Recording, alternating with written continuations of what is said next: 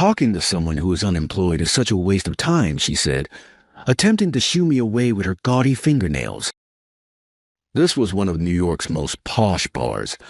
All of the guests were wearing fancy clothes and having sophisticated conversations. Her loud voice stood out starkly in such a context. My college pals had asked me to this event, but all of a sudden it had been transformed into a mixer with secretaries. I attracted unwanted attention for being out of place because I was wearing shorts and a casual t-shirt. I had already been judged unworthy by the women's leader, Monica, based only on my appearance. She sat as far away as she could and refused to look at me because she couldn't even bear to look me in the eye. However, I had knowledge that she did not. Within a week, she would be forced to confront me directly. I'm Shah, and I'm 30 years old. Currently, I don't have a job. An old college classmate sent me an invitation to a party 3 days ago. It was intended to be a laid-back gathering with a few of my closest college friends. The graduates of our alma mater, which is among the best universities, are a quite remarkable bunch. We used to joke about dumb stuff in college, but now my buddies are lawyers, executives at big businesses, and even a congressman's aide. In contrast, I started working for a large financial firm as soon as I graduated, but I left after a few years because I didn't like it. I've been unemployed ever then, and since our schedules didn't coincide, we drifted away for a while. That distance was further widened by the fact that I lived in the UK for a while. But now that I'm back in the United States, we're beginning to get back in touch.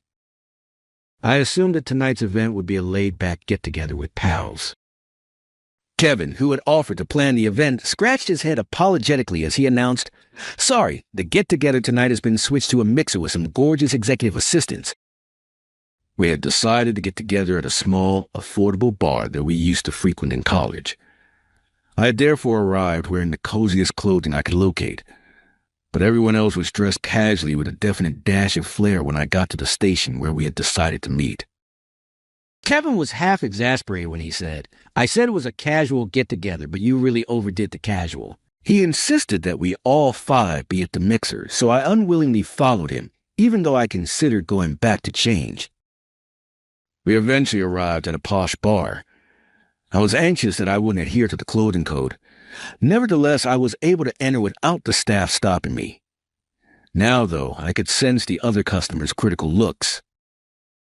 "What caused it to transform into a mixer so quickly?" I complained inwardly. Kevin slung his arm around my shoulder and whispered to me, "It's finally the first time our schedules have lined up. If we miss today, who knows when the next chance will be? Besides, I really want a girlfriend." With that, Kevin ordered a whiskey. To be fair, it's a little pathetic that 5 guys in their 30s are all still single. "Sorry to keep you waiting." A high-pitched voice greeted us, sounding like it came from above. The women arrived, dressed flawlessly with impeccable makeup to match. I had to admit they looked every bit the part of professional assistants. The woman at the center of the group was particularly striking. Her dark red dress and bold accessories perfectly matched the dimly lit atmosphere at the bar. Her height and stylish outfit exuded confidence, but something about her sharp, scanning gaze unsettled me. The next moment, her eyes locked onto me and she frowned. It was clear she didn't like me. After that, we all sat around a large table, with the men and women facing each other. Once everyone had ordered drinks, we introduced ourselves briefly. Every time one of my friends mentioned their profession, the women applauded. Yet even as this happened, I could feel their glances shifting toward me. It was as if they were looking at a monkey among humans. That was the kind of vibe I got. Amid the uncomfortable atmosphere, my introduction was saved for last. "My name is Shah, and I'm 30 years old. My profession is unemployed." The women gasped in shock, and a murmur spread through the group. The first to speak up was, unsurprisingly, the woman at the center. "What is an unemployed person doing here?"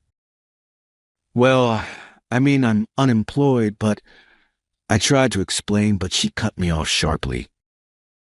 "No, that's fine. Let us introduce ourselves now." She turned to the other 4 men with a radiant smile. "My name is Monica. I'm about to start working as an executive assistant for an international company. Her tone was completely different, a sugary sweet voice, nothing like the one she used when talking to me. I couldn't help but be impressed by how effortlessly she switched her demeanor. When the food arrived, Monica graciously started serving the dishes. Of course, she didn't serve me. Kevin, trying to be polite, spoke up to her.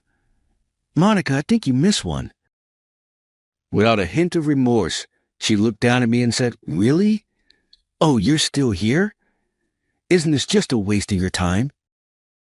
Even Kevin and the others began to look uncomfortable, but I just smiled at them. I never had any high hopes for this mixer anyway. As long as I can enjoy some good drinks, that's all I need. It'd be a shame to ruin their chances of finding a girlfriend because of me. With that thought, I sipped my drink alone while the spotlight naturally shifted to Monica. I've worked as an assistant for many companies over the years. When I left, they always begged me to stay, but I chose to focus on advancing my career. Monica continued sharing story after story, boasting about her exceptional skills. While everyone nodded along, they all seemed bored and gradually started enjoying side conversations instead.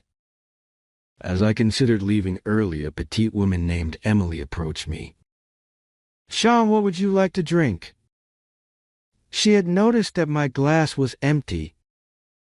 Emily was the smallest among the women, dressed in a simple, understated style, and she seemed quiet, often taking the role of a listener in conversations.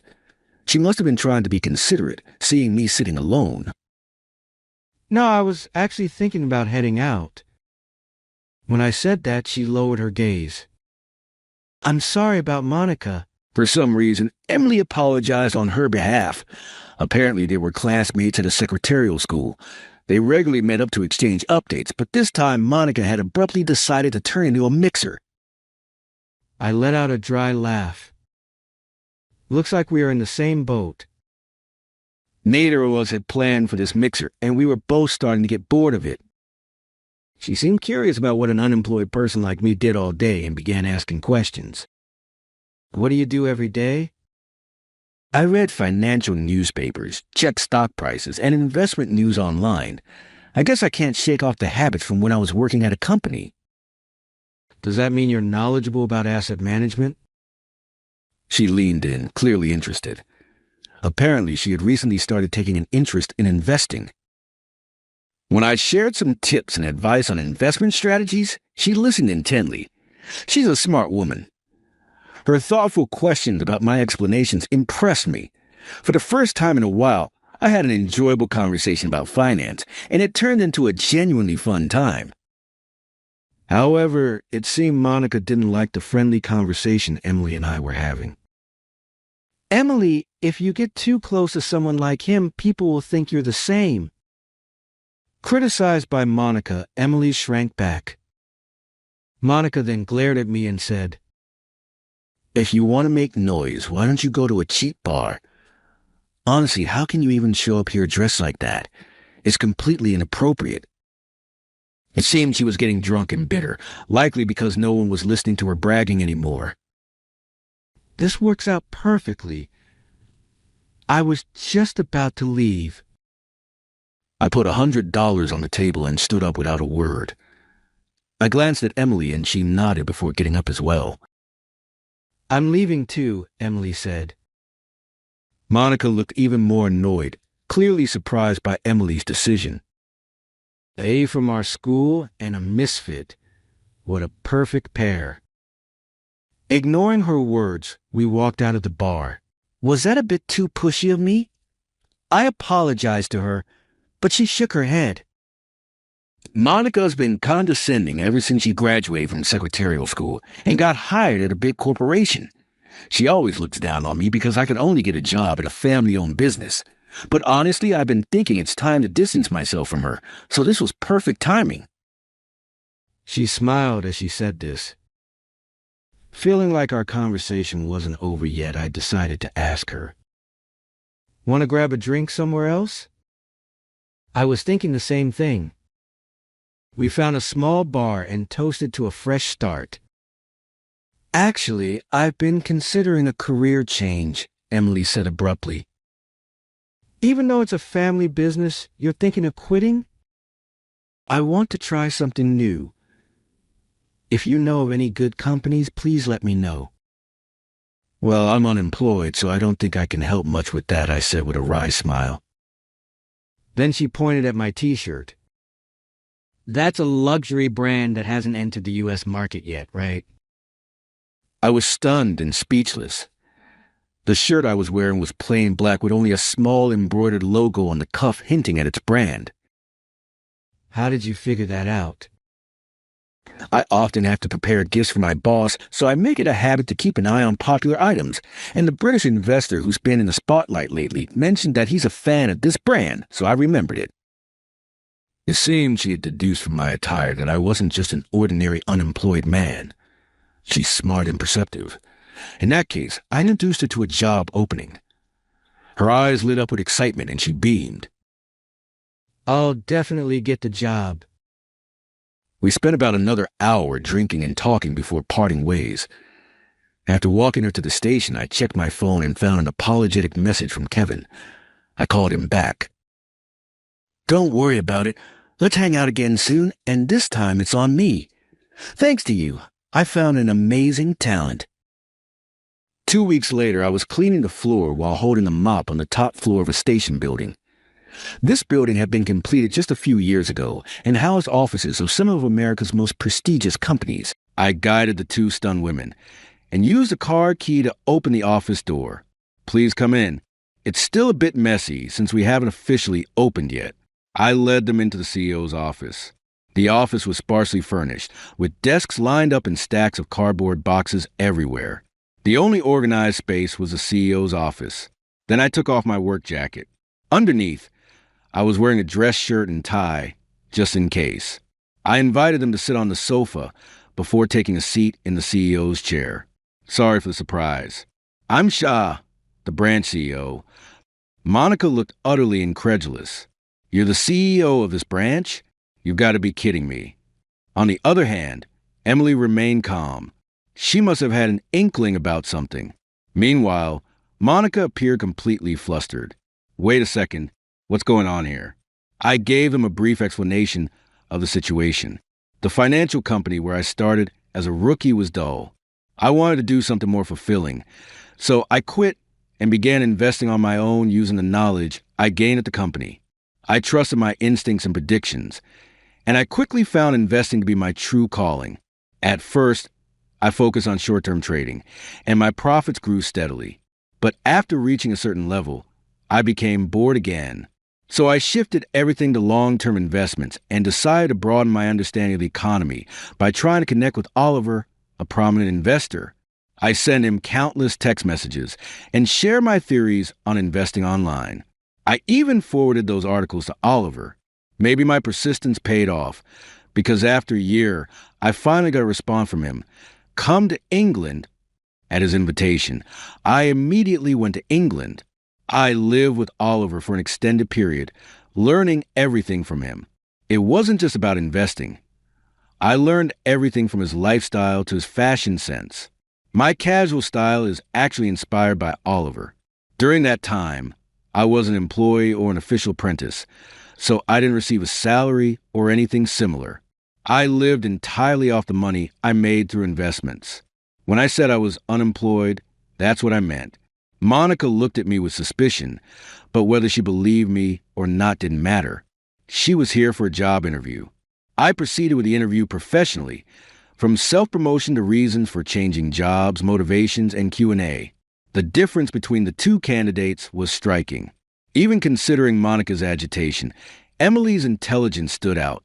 When can you start? I decided on the spot to hire Emily.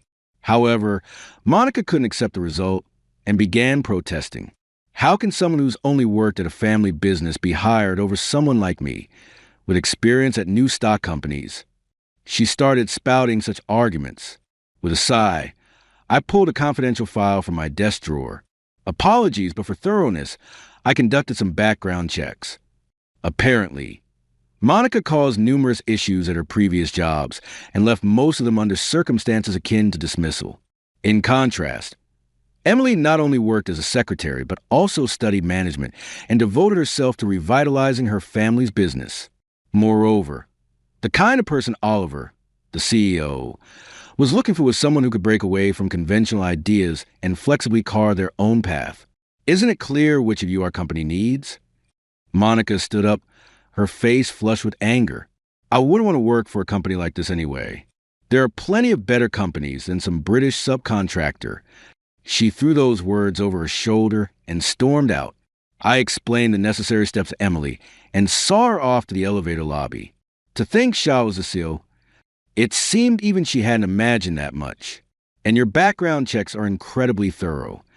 I apologize once again for conducting the investigation without her permission.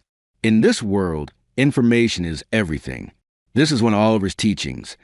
People, money, and information all gravitate toward those who master them. When I hesitated about conducting background checks, Oliver insisted and pushed forward with the investigations. In the end, it turned out to be the right decision. Resumes alone don't reveal anything about a person's true character. Soon after, Emily began working as my secretary.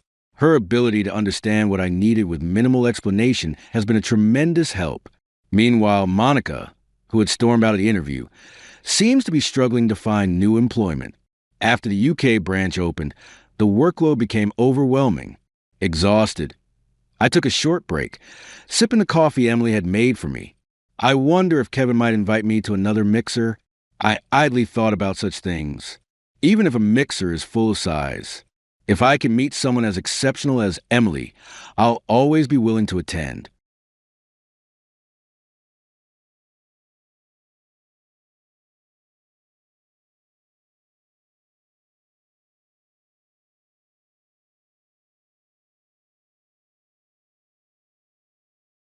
It was so shoddily assembled that I assumed this was a joke left by someone. My daughter's lunchbox was with me at work. I threw away your lunchbox because it stank so bad. My employer pointed to the garbage can and made fun of me. When I saw this, I made an incredible comment in response to him. What the devil? Immediately after, my lovely wife showed up. John Smith is my name. I am currently a chef at a hotel with a focus on braised foods. In addition to being well-liked by the patrons, my co-workers also think highly of the braises I prepare as a company dinner.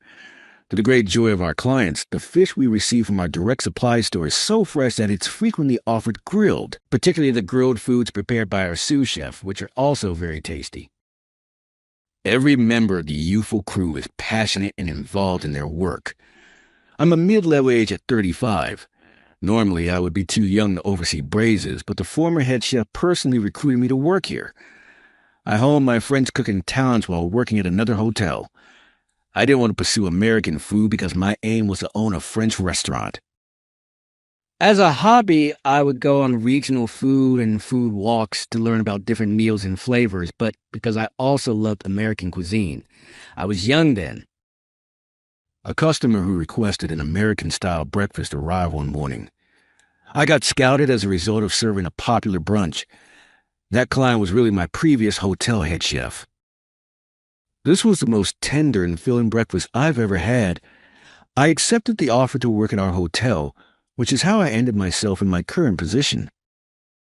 I started learning the craft of American cooking there. Everyone, including my colleague chefs, the maids, and the office staff, showed me kindness even though I was a novice. I also got along well with the cleaning crew, and we worked together. This hotel was quite pleasant and endowed with a wonderful setting. Above all else, the former head chef was a great person. He gave me sincere advice on everything, from my personal life to my career, and I felt like he was a true parent. When he was of pension age, he retired. They brought on a new head chef, but he was the worst. I genuinely hate him more than anyone else in his company. Observe this braise, John. The taste is excessively potent, Edward Johnson remarked. He is 5 years older than me and currently serves as our inn's head chef. Actually, it wasn't at this job that Edward and I first met. He had also joined at the hotel where I had worked in my early career. Edward used to get by with just enough work, in contrast to me, who worked with intensity. We rarely spoke to one another outside of work and never got along.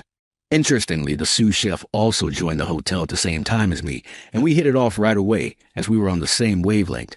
We spent every night engrossed in culinary research. The sous chef and I had a bond beyond work, often going out for drinks together. Back then, my goal was to own my restaurant someday and make my parents proud, and the sous chef shared a similar ambition. Some nights we talked until dawn while researching cooking, both of us driven by our dreams.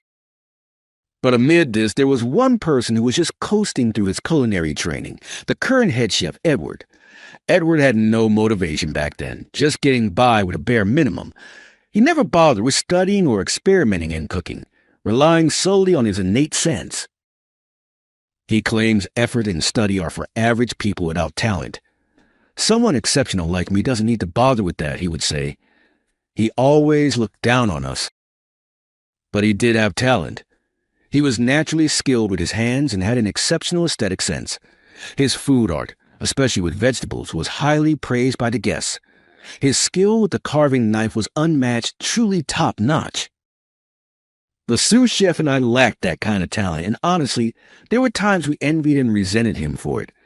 However, it felt like a waste that someone with such talent didn't put in the effort to develop it further. His complacency was something we just couldn't come to like, and naturally a deep rift formed between us and Edward. Next time we're introducing a new dish, I want you three to participate in the competition to create it. A few years later, when I was about 25, the head chef at the time asked us three to participate in a new dish competition. The sous chef and I, of course, agreed. We'd love to take part, we said with enthusiasm. But the one who showed little interest was Edward. I'm fine, really. I'm not interested in that kind of thing. I'll just focus on the work I'm given. Even the head chef was taken aback by this response, sighing at Edward. The head chef was a special figure to me.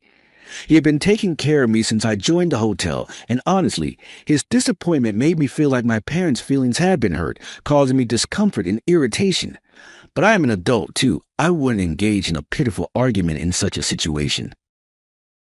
Let the cookie do the talking. It was a mantra the head chef often repeated to us. I'll create dishes that captivate people more than Edward's, and someday I'll show him up. With that hungry spirit, I worked tirelessly. The sous chef did the same, striving hard. On the day of the competition, not only the head chef but also the head waiter at that time, along with the general manager and manager, were present.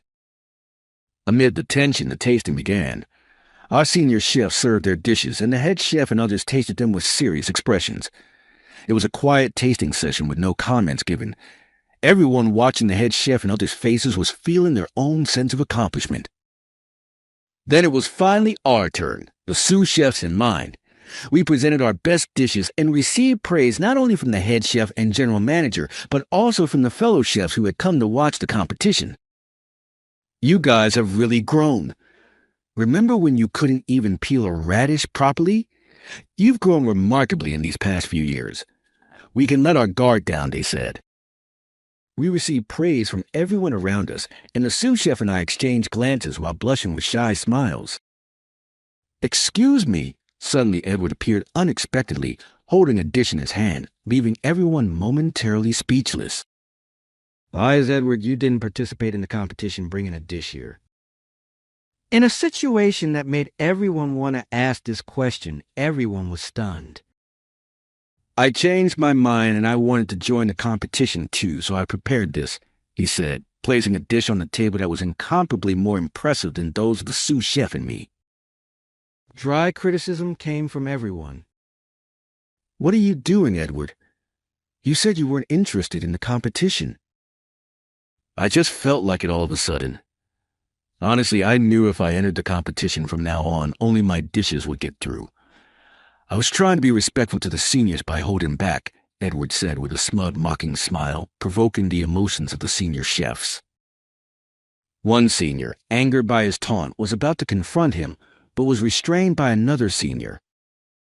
So you can't win with cooking and now you want to try with force? Many chefs are quick-tempered and foolish, but this really proves it. Even my own seniors are such an embarrassment. Edward, please stop provoking the seniors. Everyone here has put their all into this competition.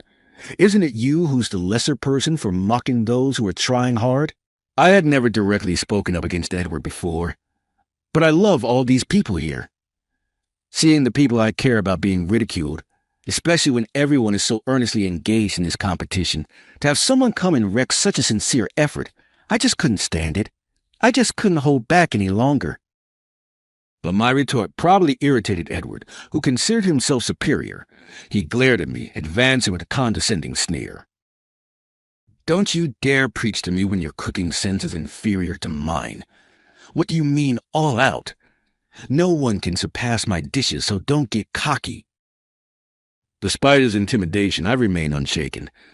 But when it came to culinary skills, I couldn't respond back then. Unexpectedly, breaking the tense atmosphere, a woman exclaimed in surprise, "This is delicious." Her oblivious outburst instantly drew everyone's attention. It was Annie Stanfield, working as a waitress. Annie had come to the hall to speak with the head chef, unaware of the ongoing competition. Intending to quietly approach the chef and return to her post, she didn't have the courage to speak up in such a charged atmosphere. Waiting for the argument to end, she saw the array of dishes prepared by the chefs. Annie was hungry, so she couldn't resist sampling a bit. "This is incredibly tasty. Whose dish is this?" Obviously, the dish was so delicious that Annie couldn't help but exclaim, and she became curious about who had made it. Swallowing the food in her mouth, she broke the tense atmosphere with her words. "I made that." I immediately raised my hand in response to her question. Saying this, Annie's expression changed from shock to excitement. Her face lit up and she rushed over to me. "You made this? It's amazing. I've never tasted anything so delicious, especially this pie. When I cut open the pie, inside much beef juice comes out, turning it into beef soup. Such an innovative idea. It's a fascinating dish that delights." Hearing her words, the head chef and others were taken aback, prompting them to reconsider my dish. The way you hid the secret inside the pie is amazing, Smith. This is incredibly creative." The previously tense atmosphere changed in an instant thanks to Annie. Everyone's mood lightened, and my hidden gem of a dish was highly praised. No one was praising Edward's dish anymore. "You were belittling these people just a while ago, weren't you, Edward?" Looking frustrated, Edward glared at us. Annie approached him, her innocent eyes intently observing the tarnished man. She tried a bite of Edward's dish. "Yay, just as I thought. Your dish is all about looks and lacks any warmth. It feels like a lonely meal," Annie said, pulling out a tissue from her pocket and wrapping up Edward's dish before swallowing it. "To me, John's feels warmer and more pleasing to the guests. Maybe you should stop acting so high and mighty. It just makes you seem like an insensitive fool who can't show any consideration for others." Her smile seemed innocent and natural, yet the words she uttered didn't have a hint of cuteness. It was as if sharp thorns were wrapping around Edward's heart. Annie, having delivered her venomous words with a smile, seemed satisfied with his reaction. She then promptly conveyed her message to the head chef and left the scene. Following this competition, I was seen in a new light by everyone, earning affection from my seniors and bosses. As for Edward, the workplace became uncomfortable for him after this incident, leading him to transfer to a hotel owned by an acquaintance. I thought I'd never have to deal with him again, but why? Why do we end up working at the same place again? I find myself venting about today's frustrations to Annie, who's making some snacks for our evening drink at home. They say some ties can't be broken, and it seems like that's exactly the case with me and Edward. As I sip my beer, I find myself slumping over in front of the snacks Annie has prepared. Since that incident, Annie and I grew closer and started dating. Annie, always praising my cooking, brings a lot of brightness and warmth into my life, especially when I'm feeling down from work. Her natural cheerfulness brightened my days when work got me down, bringing lots of warmth. I always wanted to see her smile. Moved by these thoughts, I confessed my feelings to Annie. After dating for 5 years, we finally got married. We were blessed with a child, and now we have a 3-year-old daughter. I wish my fate wasn't tied to someone like Edward. Why do I have to be bound by the red strain of fate? To the last person I want to meet in the world, Even as I savored the delicious appetizers, tears of hardship threatened to spill from my eyes. I slumped my shoulders as if to say, "Woe is me." Edward did have real talent for cooking. I understand why he was poached, but I was honestly shocked when he was recruited as the manager. I had joined the send-in through scouting, and then to my surprise, Edward was scouted by our manager. It seems our manager and Edward knew each other from his previous job, and just as our head chef was retiring, they were looking for a new one. That's when our manager scouted Edward, who was working as a head chef at another hotel. The general manager, who knew nothing about it, approved the decision. Later, he found out about my relationship with Edward, and the situation became unmanageable. "Dad, is something bothering you? You look so down." My daughter worriedly spoke to me as I ate the appetizers with slumped shoulders. She patted my head as if to encourage me, saying, "I'm here for you, giving you strength. Nothing's wrong with you and Emily here. I can tackle anything." "All's good? That's great. You know, Mom and I made your lunch for tomorrow. Don't forget to take it with you." My daughter showed a shy smile. I was touched by her kindness, feeling the warmth from Emily. I hugged my daughter tightly, expressing my gratitude over and over again. And the next day, holding a family lunchbox filled with love from my wife and daughter, I headed to work feeling excited. Lunchtime came, and I was eating in the office. "Hey, John, what's that?" "A love-packed lunchbox from your wife." The sous chef teased me, as it was rare for me to bring a lunchbox. "Yeah, it is." "Jealous, right?" "Huh. Today's a special one. My daughter helped make it." "Really? She's that big already?" "She's 3 now. She admires me and says she wants to be a chef when she grows up." "You're living the dream, man. I'm envious." While I was eating with the sous chef, one of the younger staff appeared. "John, sorry to interrupt. The head chef wants to discuss some changes to tonight's menu, and he's looking for you." Hearing Edward's name even during lunch made me feel deflated. With a wry smile, I said, "Don't worry about it." The sous chef, having finished his meal, left the office with me to return to the kitchen for the afternoon preparations.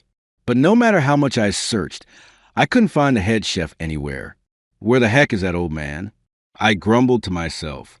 Just then, the head chef emerged from the office, grinning mischievously as he saw me. "Chef, where have you been? Don't call someone and then disappear from the kitchen." My bad. I went to the office to grab something I forgot and found this awful stench. It was so bad I had to clean it up." "Awful stench? Was there something like that?" I felt uneasy about Edward's words since I'd been in the office just before. "Do you know whose lunchbox was left out on the desk?" Edward asked with a sly smile. At that moment, a horrible suspicion crossed my mind. "It's mine." "Really? That was your lunchbox?" "It smelled and looked so bad I had to throw it away." Edward made a shocking statement. I was speechless. I couldn't believe there were people who would do such a thing, and struggled to accept this unbelievable event. "At least write your name on it." I thought. Someone left it as a prank because the lunchbox was so carelessly made. He laughed crudely, seemingly enjoying my astonished reaction. That made me furious. I felt like throwing a punch, ready to unleash my anger on Edward when suddenly, "Chef, bad luck for you." "What, you're done for?" "Huh." With that, I gestured with my head for him to turn around. "What's that?" Edward turned around with an annoyed expression. "Use lunchbox? Did you call a rotten, filthy mess?" There stood Annie, looking furious, while holding our daughter, who was trying to hold back tears. To my surprise, the general manager and the chairman of our inn were also present. "Annie and the general manager and the chairman? What's going on?" "Never mind that. Is what you just said true about throwing away a lunchbox? And what did you call it?" Annie, suppressing her voice while handing our crying daughter to me, confronted Edward. I took our daughter, telling her it's okay to cry and let Annie handle the situation. "People made that lunchbox, and you called it dirty and smelly? Did I hear that right?" Annie, emitting an even darker aura than before, confronted Edward with a forced smile. Edward was visibly frightened by the scene. He collapsed to the ground, his face turning pale and a strange smile on his lips. Your cooking is even dirtier and uglier. A fool who can only cook with money dares to mock someone's homemade meal. Intimidated by Annie's fierce words, Edward let out a small yelp of fear. Actually, Annie was known as quite the wild child in her younger days around town. When she gets angry, she tends to speak in a confrontational tone and has a habit of intimidating others. Both my daughter and I were stunned to see Annie in this seriously enraged mode, something we had witnessed in a long time. The chairman, accustomed to her ways, watched over, allowing Annie to handle it in her own way. You threw away my husband's lunchbox, our daughter's hard work to make for me, in the trash. How are you going to make amends for that? Annie, stop. This is a workplace. Don't go any further with this. Edward, frightened by Annie, turned his face away as if to say she wouldn't let him escape. Annie grabbed his collar, but realizing it was getting out of hand, the chairman intervened. He took Annie's hand and made her let go of Edward's collar. Edward couldn't hide his surprise at the calm demeanor of both the chairman and the general manager. Confused and panicking, he bombarded the general manager with questions. Why are the general manager and Annie here? Do you two know each other? The chairman is my grandfather. What? Edward exclaimed in shock, utterly dumbfounded. Well, that explains it, I said with a wry smile. I remember how surprised I was when I first heard the story during our dating days. Our daughter wanted to create summer vacation memories by eating delicious food at her grandfather's inn. So we planned to stay here today. We thought we'd stay over and also check out how John is doing at work and say hello to everyone.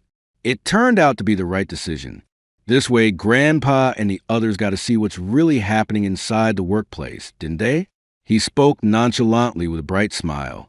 Hearing this, Edward's face showed a startled expression, and he slowly turned his gaze towards the general manager.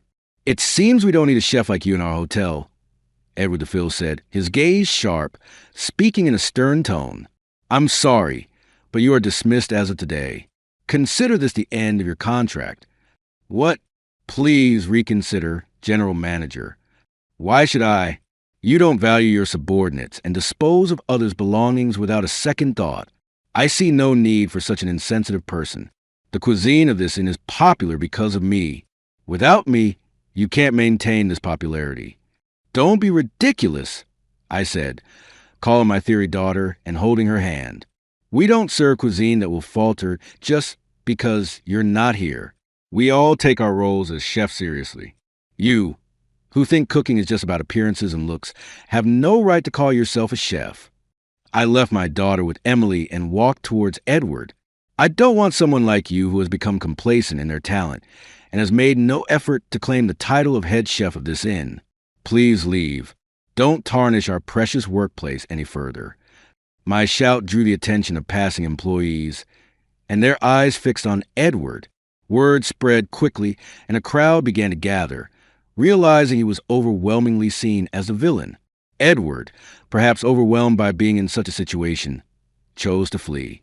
He fled from the inn as if running away, effectively resigning from his position at our workplace. Since that incident, he hasn't been able to come back to work, leading to his dismissal due to unexcused absences. And now he is unemployed. Now unemployed, he hasn't given up on being a chef, but it seems no place nearby is willing to hire him. Eventually, he decided to give up and leave the area.